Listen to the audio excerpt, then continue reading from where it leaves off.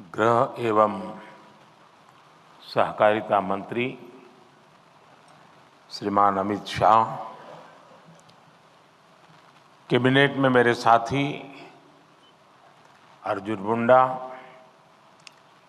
श्रीमान पीयूष गोयल, राष्ट्रीय सहकारी समितियों के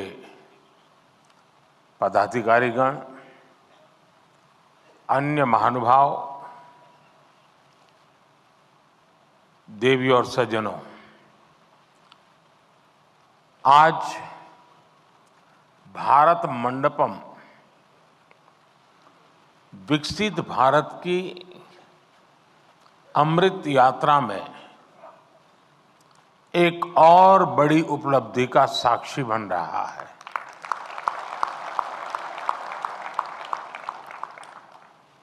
सहकार से समृद्धि, सहकार से समृद्धि का जो संकल्प देश ने लिया है, उसे साकार करने की दिशा में आज हम और आगे बढ़ रहे हैं। खेती और किसानी की नींव को मजबूत करने में सहकारिता की शक्ति की बहुत बड़ी भूमिका है। इस सोच के साथ हमने अलग सहकारिता मंत्रालय का गठन किया और अब इसी सोच के साथ आज का एक कार्यक्रम हो रहा है। आज हमने अपने किसानों के लिए दुनिया की सबसे बड़ी स्टोरेज स्कीम या भंडारण स्कीम शुरू की है। इसके तहत देश के कोने कोने में हजारों वेयर हाउसेस बनाए जाएंगे, हजारों गोदाम बनाए जाएंगे। आज 18,000 पैक्स के कंप्यूटराइजेशन का बड़ा काम भी पूरा हुआ है। ये सभी काम देश में कृषि इंफ्रास्ट्रक्चर को नया विस्तार देंगे, कृषि को आधुनिक टेक्नोलॉजी से जोड़ेंगे।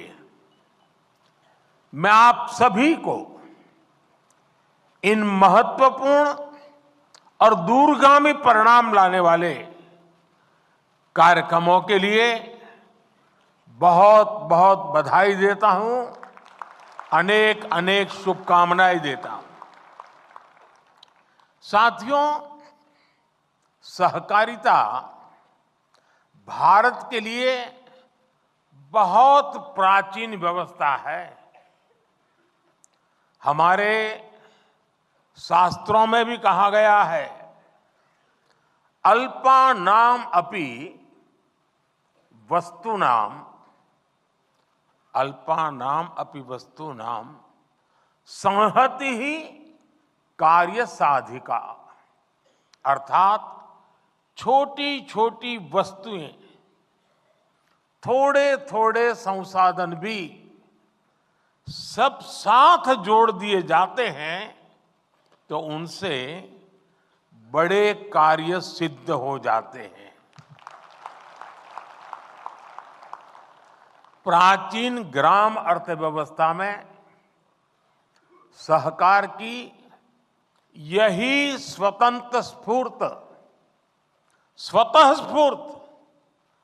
व्यवस्था काम करती रही है। सहकार ही हमारे आत्मनिर्भर समाज का आधार हुआ करती थी। सहकारिता केवल व्यवस्था नहीं है, सहकारिता एक भावना है, सहकारिता एक स्पिरिट है। सहकारिता की ये स्पिरिट कई बार व्यवस्थाओं और संसाधनों की सीमाओं से परे आश्चर्यजनक परिणाम देते हैं। सहकार जीवन यापन से जुड़ी एक सामान्य व्यवस्था को बड़ी औद्योगिक क्षमता में बदल सकता है। ये देश की अर्थव्यवस्था के, खासकर ग्रामीण और कृषि से जुड़ी अर्थव्यवस्था के कायाकल्प का एक प्रामाणिक तरीका है। एक अलग मंत्रालय के जरिए हम देश के इस सामर्थ्य को और कृषि क्षेत्र की बिखरी हुई इस ताकत को ही एकत्र करने का भी ये भगीरथ प्रयास है। किसान उत्पाद संघ एफपीओ का एक बहुत ही महत्वपूर्ण उदाहरण हमारे सामने है। एफपीओ के माध्यम से आज गांव के छोटे किसान भी उद्यमी बन रहे हैं, अपने उत्पादों को विदेशों तक निर्यात कर रहे हैं। हमने देश में 10,000 एफपीओ बनाने का लक्ष्य रखा था। एक अलग सहकारिता मंत्रालय होने के उसका नतीजा ये है कि देश में 8,000 एफपीओ का गठन ऑलरेडी हो चुका है, कार्यरत हो चुके हैं। कई एफपीओ की सक्सेस स्टोरी की चर्चा आज देश के बाहर भी हो रही है।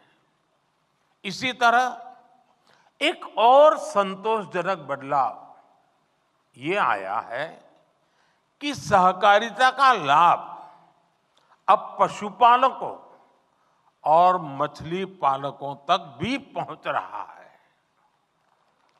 मछली पालन में आज 25,000 से ज्यादा सहकारी इकाइयां काम कर रही हैं। आने वाले 5 वर्षों में सरकार का लक्ष्य 2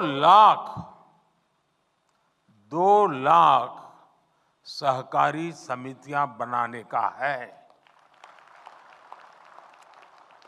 और इनमें एक बड़ी संख्या फिशरीज सेक्टर की सहकारी समितियों की भी होने जा रही है।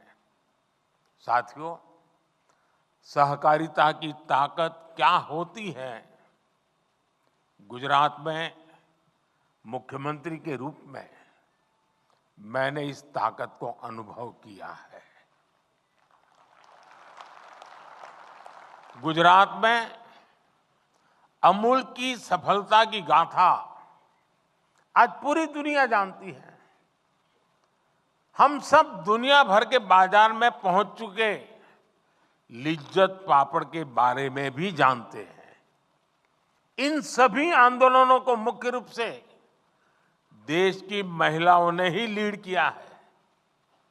आज देश में भी डेयरी और कृषि में सहकार से किसान जुड़े हैं। उनमें करोड़ों की संख्या में महिलाएं ही हैं। महिलाओं के इसी सामर्थ्य को देखते हुए सरकार ने भी सहकार से जुड़ी नीतियों में उन्हें प्राथमिकता दी है।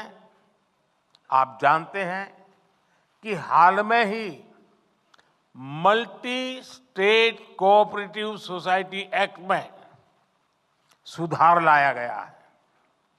इसके तहत मल्टी स्टेट कोऑपरेटिव सोसाइटी के बोर्ड में महिला डायरेक्टर्स होना अनिवार्य कर दिया गया है। हमारे देश में संसद में अगर नारी शक्ति वंदन अधिनियम पास होता है तो बहुत चर्चा होती है, लेकिन ये उतनी ही ताकत वाला बड़ा महत्वपूर्ण कानून हमने बनाया है, लेकिन बहुत कम लोग उसकी चर्चा करते हैं। साथियों, सहकारिता किसान की व्यक्तिगत समस्याओं का कैसे सामूहिक शक्ति से समाधान करती है, भंडारण भी इसका एक बड़ा उदाहरण है। हमारे यहां भंडारण से जुड़े इंफ्रास्ट्रक्चर के अभाव में किसानों को बहुत नुकसान उठाना पड़ता था।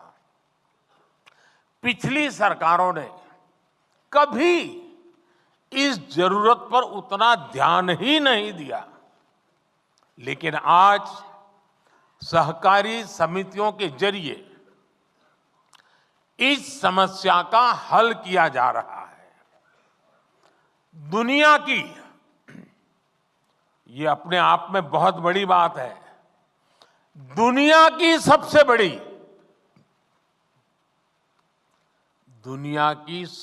बड़ी भंडारण योजना के तहत अगले 5 वर्ष में 700 लाख मैट्रिक टन भंडारण की क्षमता तैयार की जाएगी।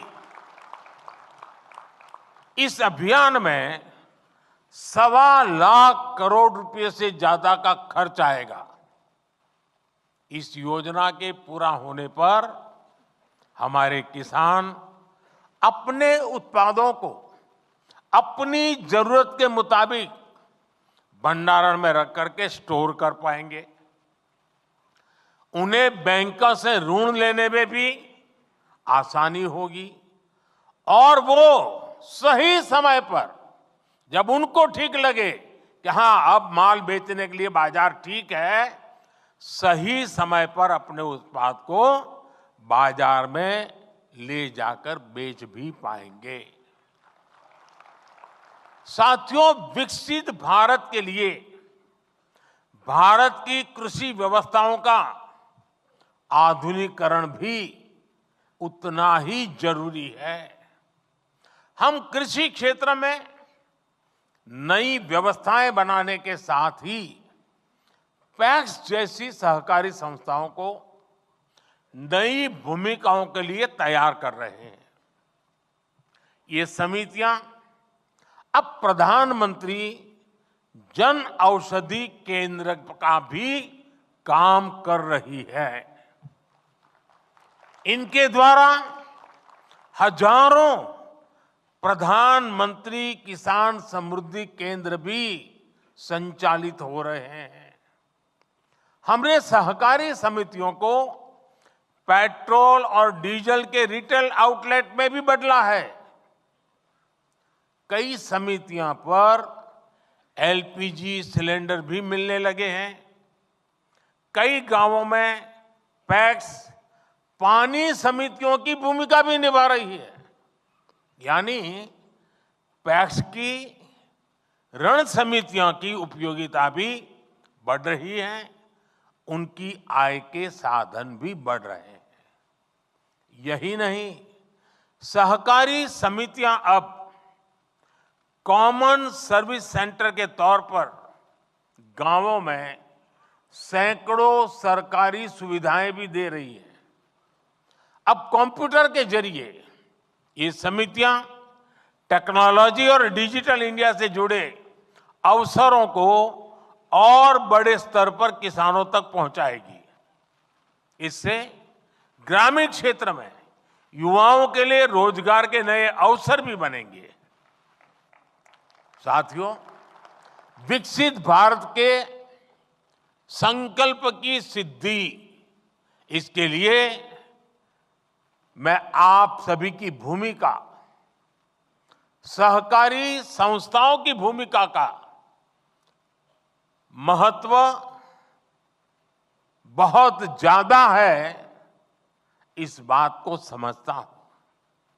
इसलिए आप सभी से मेरी अपेक्षा भी कुछ ज्यादा है।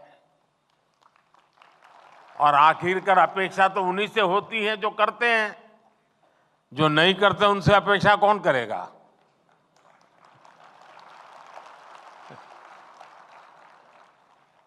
आत्मनिर्भर भारत के निर्माण में आप जितना ज्यादा और जितना ज्यादा सक्रिय योगदान बढ़ाएंगे, हम अपने लक्ष्यों को जल्दी प्राप्त कर पाएंगे। आत्मनिर्भर भारत बनाए बिना विकसित भारत बनाना संभव नहीं है। आपके सामर्थ्य, आपकी संगठन क्षमता को देखते हुए मेरे मन में बहुत सारे सुझाव आते रहते हैं। सारे तो अभी एक साथ नहीं बताऊंगा आपको,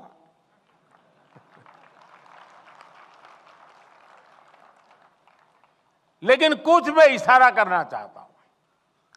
जैसे मेरा सुझाव है कि हमारी कोऑपरेटिव एक लिस्ट बनाए कि कौन कौन सी चीजें ऐसी हैं जो आज हम बाहर से लाते हैं, विदेशों से लाते हैं, अब हम इंपोर्ट नहीं करेंगे। सहकारी क्षेत्र इसमें क्या कर सकता है? उनके लिए देश में ही एक सपोर्ट सिस्टम हमें बनाना है। ये जिम्मेदारी सहकारी संस्थाएं बहुत आसानी से ले सकती हैं। अब जैसे हम कृषि प्रधान तो देश कहलाए जाते हैं, लेकिन ये भी सच्चाई है कि जो कृषि प्रधान देश के रूप में हम पिछले 75 साल से गीत गाते रहते हैं, लेकिन ये दुर्भाग्य देखिए, हजारों करोड़ रुपए का खाने का तेल हर वर्ष इंपोर्ट करते हैं। खाने के तेल में हम आत्मनिर्भर कैसे हो? इसी मिट्टी में पैदा हुआ तिलहन, उससे निकला हुआ तेल हमारे नागरिकों के जीवन को अधिक ताकत दे सकता है। और इसके लिए अगर मेरे सहकार क्षेत्र के साथी काम न करे तो कौन करेगा? मैं सही कह रहा हूं कि नहीं कह रहा हूं? आप ही करेंगे ना? करना चाहिए ना? हमें अब आप देखिए, खाने का तेल भी बाहर से आता है और ऊर्जा के लिए जो तेल चाहिए गाड़ी चलाने के लिए, ट्रैक्टर चलाने के लिए, पेट्रोल, डीजल, ये फ्यूल से जुड़ा अपना इंपोर्ट बिल भी, इसको भी हमें कम करना है। इसके लिए हम इथेनॉल को लेकर आज बहुत बड़ा काम कर रहे हैं। बीते 10 वर्षों में इथेनॉल के प्रोडक्शन, खरीद और ब्लेंडिंग तीनों में कई गुना बढ़ोतरी हुई है। आज ये काम ज्यादातर चीनी मिलों के जिम्मे है और सरकारी कंपनियां उनसे इथेनॉल खरीदती है। क्या इसमें सहकारी समितियां नहीं आ सकती है क्या? जितनी ज्यादा आएगी उतना ही इसका स्केल और बढ़ जाएगा। दालों के इंपोर्ट को कम करने का, अब देखिए कृषि प्रधान देश धार बाल से ला करके खाते हैं। दालों के इंपोर्ट को कम करने के मामले में भी मेरे सहकारिता क्षेत्र के लोग बहुत बड़ा काम कर सकते हैं, अग्रणी भूमिका निभा सकते हैं। मैन्युफैक्चरिंग से जुड़े भी अनेक छोटे छोटे सामान हैं जो हम सभी इंपोर्ट करते हैं, लेकिन कोऑपरेटिव्स की मदद से हम उन्हें देश में ही बना सकते हैं। साथियों, आज प्राकृतिक खेती पर हम बहुत बल दे रहे हैं। इसमें भी कोऑपरेटिव्स बहुत बड़ी भूमिका निभा सकते हैं। अन्नदाता को ऊर्जादाता और अन्नदाता को उर्वरक दाता बनाने में भी कोऑपरेटिव की बहुत बड़ी भूमिका है। अगर कोऑपरेटिव उसमें हाथ लगा दें, एकदम तेजी से परिणाम आ जाएगा। अब देखिए, रूफटॉप सोलर हो या फिर खेत की मेड़ पर छोटे छोटे सोलर पैनल लगाने हो, इसमें 50-100 किसान इकट्ठे होकर के एक सहकारी संस्था बना दे, मेड़ के ऊपर सोलर पैनल लगा दे और वो सहकारी संस्था बिजली पैदा करे, बिजली बेचे, किसान को भी बेचे, सरकार को भी बेचे। आसानी से सहकारी संस्थाएं काम कर सकती है। आजकल हम देख रहे हैं कि गोवर्धन योजना में बड़ी बड़ी मल्टीनेशनल कंपनियां आ रही हैं। ये ऊर्जा का बहुत बड़ा स्रोत बनने जा रहा है।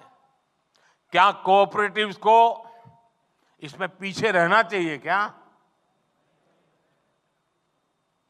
वेस्ट टू वेल्थ का काम हो, गोबर से बायो सीएनजी बनाना हो, जैविक खाद बनाना हो, इन सब में सहकारी संस्थानों का विस्तार हो सकता है। इससे देश का खाद से जुड़ा इंपोर्ट बिल भी कम हो जाएगा। हमारे किसानों के, छोटे उद्यमियों के प्रोडक्ट्स की ग्लोबल ब्रांडिंग के काम में भी आपको आगे आना चाहिए। अब देखिए, गुजरात का मैं, और पहले गुजरात में जो डेयरी थी सब अलग अलग नाम से काम करते थे। जब से अमूल एक ब्रांड बन गई, डेयरी बहुत है, अलग अलग है, लेकिन अमूल एक ब्रांड बन गई, आज ग्लोबली उसकी आवाज सुनी जाती है। हम भी हमारे अलग अलग उत्पाद का एक कॉमन ब्रांड बना सकते हैं।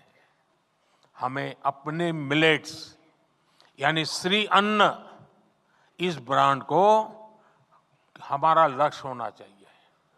दुनिया के हर डाइनिंग टेबल पर भारत के ब्रांड का मिलेट्स क्यों न हो।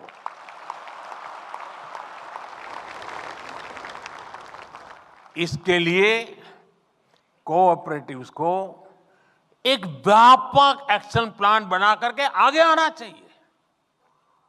साथियों, गांव की आय बढ़ाने में सहकारिता का बहुत बड़ा योगदान हो सकता है। हमने तो डेयरी सेक्टर में एक स्पष्ट बदलाव होते हुए देखा है। अभी पिछले 3 दिन से मैं कहीं न कहीं सहकारी क्षेत्र कार्यक्रम में ही रहता हूं। पहले गया अहमदाबाद में, अमूल के 50 साल हुए थे। फिर कल बनारस में था, काशी में, वहां बनास डेयरी का उद्घाटन किया था। बनारस का अनुभव है कि वहां डेयरी सहकारिता का आने से बहनों की, पशुपालकों की आय एकदम तेजी से बढ़ रही है। सहकारिता बढ़ने से एक और क्षेत्र में प्रवेश हुआ है। मैंने गुजरात के सहकारिता क्षेत्र के लोगों से आग्रह किया था कि आप शहद की दुनिया में आइए। हमने श्वेत क्रांति की, अब हम स्वीट क्रांति करें। और शहद के क्षेत्र में हमारे लोग आगे आए। शहद सेक्टर को किसान आज कितना लाभ उठा रहा है, ये भी आप जानते हैं। पिछले 10 वर्षों में शहद उत्पादन 75,000 मैट्रिक टन से बढ़कर अब लगभग 1.5 लाख मैट्रिक टन पहुंच चुका है। शहद के एक्सपोर्ट में भी 28,000 मैट्रिक टन से 80,000 टन की वृद्धि हुई है। 80,000 मैट्रिक टन की। इसमें नाफेड और ट्राइफेड के साथ साथ राज्यों की कोऑपरेटिव संस्थानों ने भी बड़ी भूमिका निभाई है। इस दायरे को हमें और अधिक बढ़ाना है। साथियों, गुजरात में हमने देखा है कि जब दूध का पैसा सीधा बहनों के खातों में जाना शुरू हुआ तो उसका एक सार्थक सामाजिक परिवर्तन आया। अब तो हमारी सहकारी समितियां, हमारे पैक्स कंप्यूटराइज हो चुके हैं।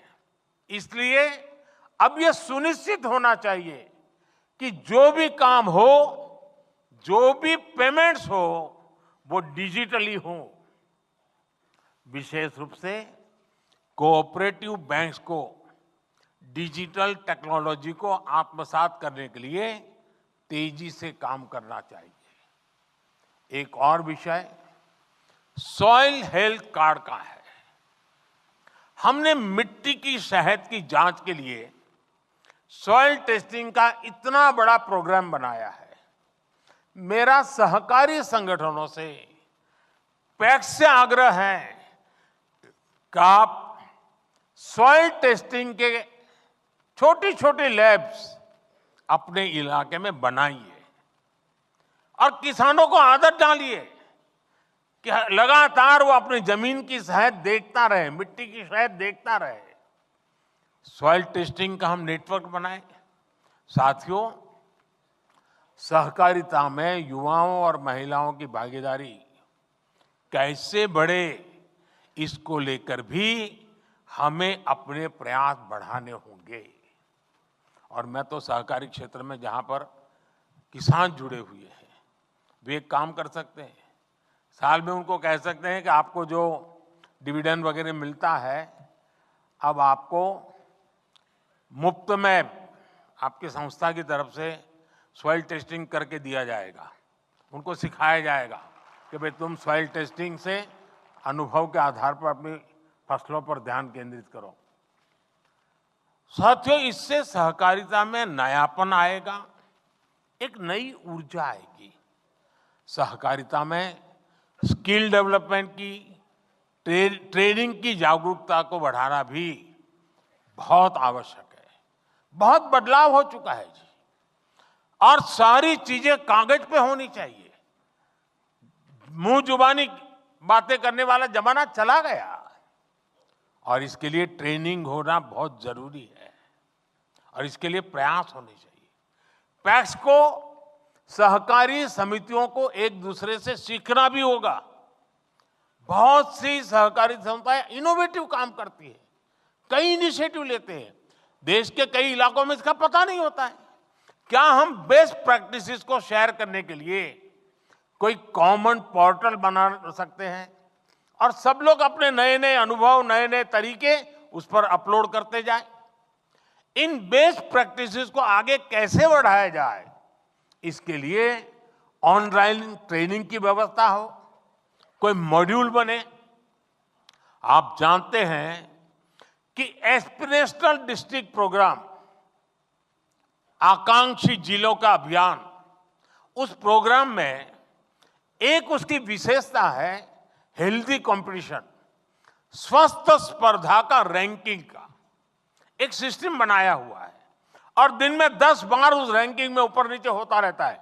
हर अफसर सोचता है कि मेरा जिला आगे निकल जाए।